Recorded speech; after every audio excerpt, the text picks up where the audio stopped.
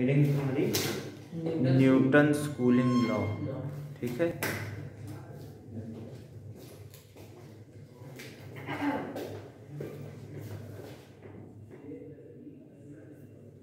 ये वही न्यूटन है जिसके सिर पर सेब दिया था, ठीक है। Newton cooling law classical physics की लगभग सभी जगहों पर न्यूटन मिल जाएगा। न्यूटन ने कहा है कि मान लो कोई ऑब्जेक्ट है और वो रखा हुआ, उसका कोई टेम्परेचर T है। कोई ऑब्जेक्ट है, मान लो इस ऑब्जेक्ट का टेम्परेचर T, ठीक है, और इसके सराउंडिंग का टेम्परेचर T0 है। अगर T ज्यादा होगा T0 से तो ये क्या होगा, अपनी हीट लॉस करेगा क्या? ठीक, हीट लॉस करेगा या ठंडा हो जाएगा। तो न्यूटन ने कहा ये जो कूलिंग लॉ है, ठीक है, किस रेस्पेक्ट में ये जो ऑब्जेक्ट है ये ठंडा होगा अगर इसका मास स्मॉल m है तो।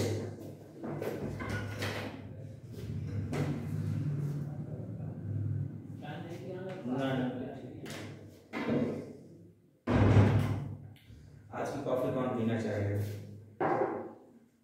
आज अच्छी वाली कॉफी पसंद है।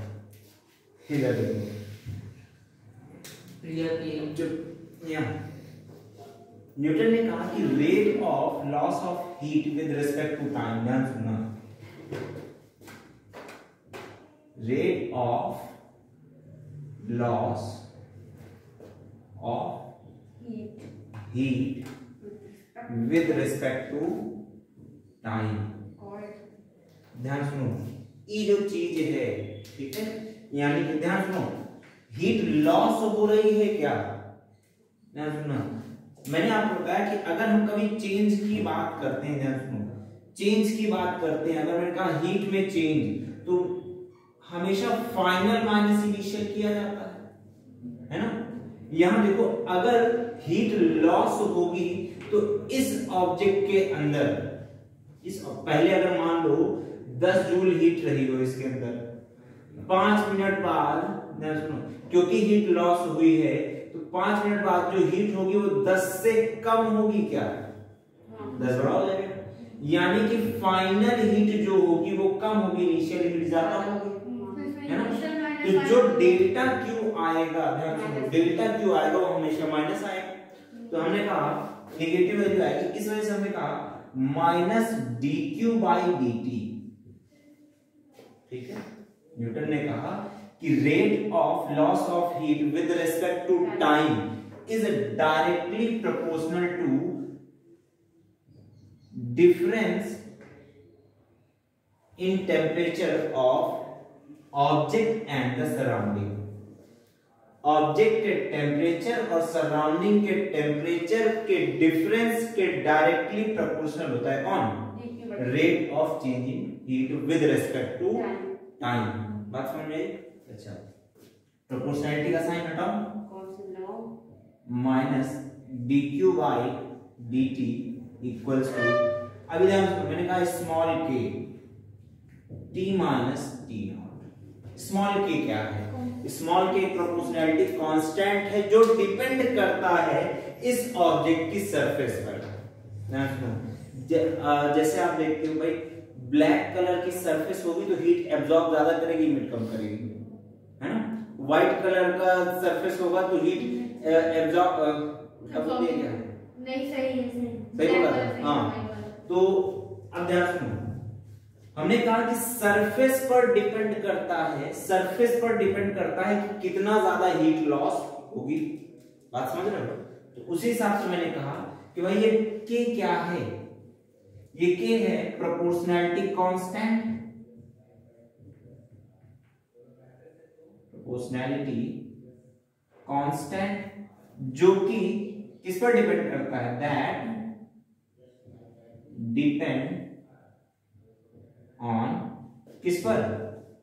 Surface, nature of the surface, nature of the surface of, किसके सरफेस पर? ऑब्जेक्ट। बात समझ में आई? देखो अब एक बात कहते हैं, हम ये जानते हैं कि मैंने आपको पढ़ाया था हीट है ना, वो स्पेसिफिक हीट। स्पेसिफिक हीट जानते हो? स्पेसिफिक हीट क्या बताए थे?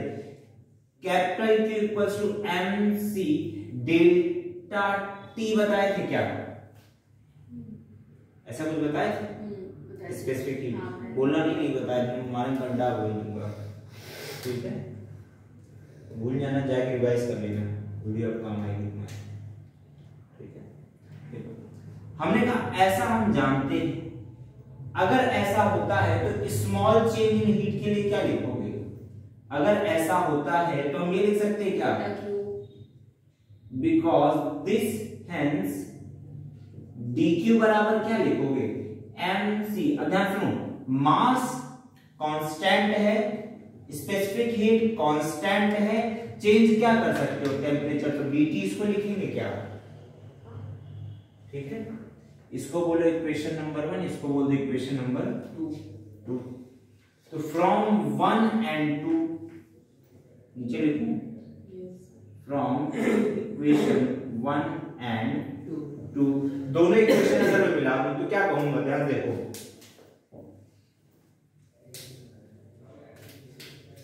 हमने कहा भाई dq की जगह ये लिख दें क्या? mc dt। हमने कहा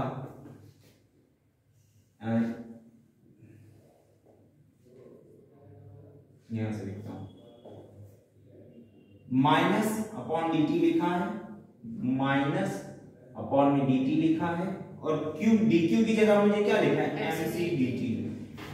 mc dt इक्वल्स टू क्या लिखेंगे? k t minus t naught, small k t minus t naught. बात समझ में आई? अच्छा ध्यान सुनो, mc कांस्टेंट है, k कांस्टेंट है, नीचे ले आते हैं, माइनस dt अपॉन dt। ये कैपिटल T टेम्परेचर बता रहा है, स्मॉल t टाइम बता रहा है, ध्यान रखना, ठीक है? ये मत कह देना t टाइम टेम्परेचर अलग अलग है, समथिंग याद रखना। तो हमने कहा स्मॉल k अपॉन m और c t minus t not. एक चीज ये बताओ, कांस्टेंट अपॉन कांस्टेंट कांस्टेंट आएगा क्या? है ना? सुनो, k भी कांस्टेंट, m भी कांस्टेंट, c भी कांस्टेंट। तो कांस्टेंट अपॉन कांस्टेंट तो मैंने कह दिया ये बड़का कांस्टेंट बड़े के, ठीक? इस माइनस साइन को इधर लेता जाता हूं, इधर लिखा हुआ है dt, है ना? कांस्टेंट में नेगेटिव में होता है, कांस्टेंट नेगेटिव में हमने माइनस साइन खाली उधर किया बस, ठीक? t माइनस t नॉट है, टेम्परेचर उठा करके टेम्परेचर के नीचे लिख दूं क्या? t minus t not. तो माइनस जनरेट डाटा दीजिए, हां माइनस जनरेट, अरे रुक जाओ, t minus t not, minus के लिखा है dt, अब dt उधर ले जाओ, ठीक? मेरे सामने एक इक्वेशन बन गई। अब ध्यान सुनो, डिफरेंशियल इक्वेशन है क्या? डिफरेंशियल इक्वेशन है ये, इसको एक काम करते हैं, इंटीग्रेट कर देते हैं, यहां आ जाएगा आपका definite integration, sorry indefinite integration करो। मैंने कहा by integrating above equation, by integrating above equation क्या हो जाएगा? देखो, अगर हम इंटीग्रेट करेंगे तो लिखेंगे कैसे?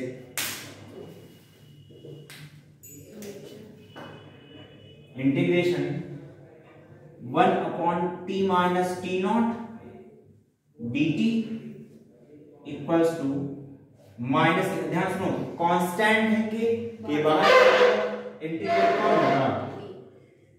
इंटीग्रेट कौन होगा? dt।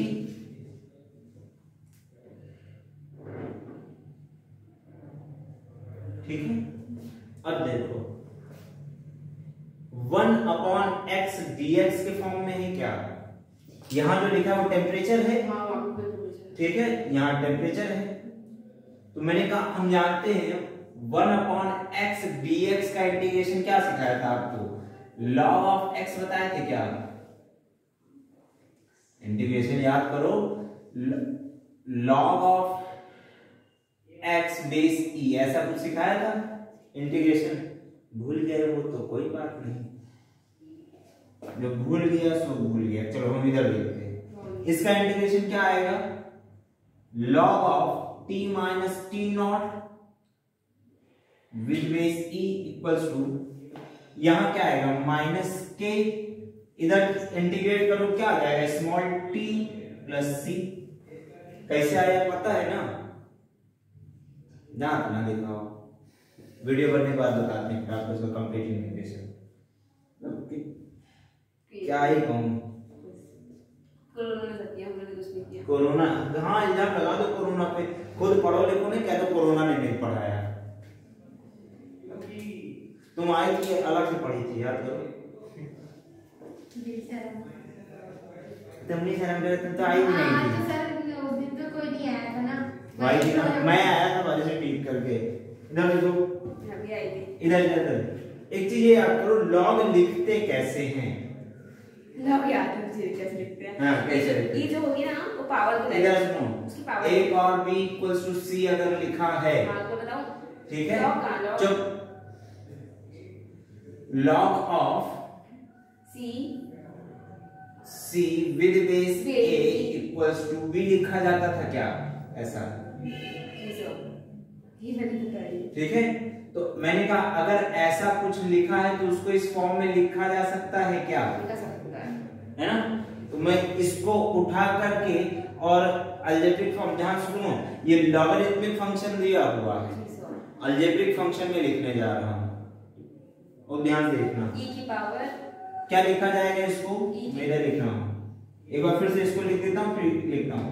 Log of t minus T naught equals to ले base e minus K T minus K T plus C, है ना?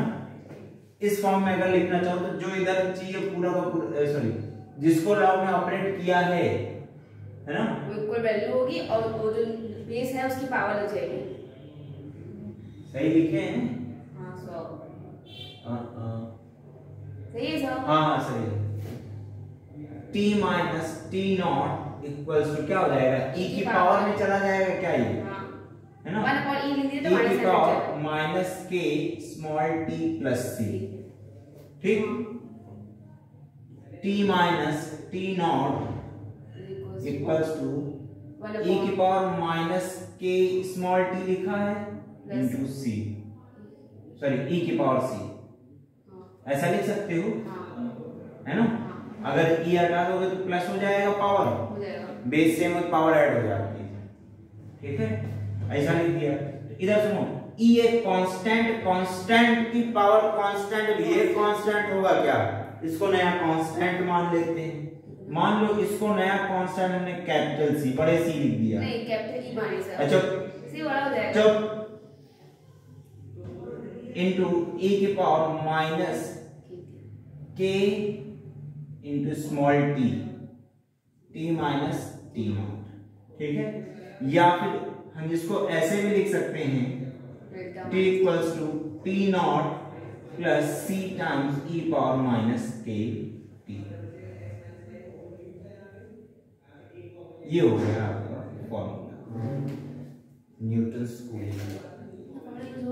हाँ ये डायरेक्ट फॉर्मूला है, ठीक है? इस पर न्यूमेरिकल आएगा। तो अब ध्यान सुनो, न्यूटन स्कूलिंग लॉ क्या है कि rate of loss of heat with respect to time is directly proportional to temperature, change in temperature, difference in temperature between object and the surrounding, ठीक? जहां पर टी ऑब्जेक्ट का टेम्परेचर है, T naught surrounding का temperature है, ठीक है? तो टी नॉट कांस्टेंट और टी होगा आपका वेरिएबल।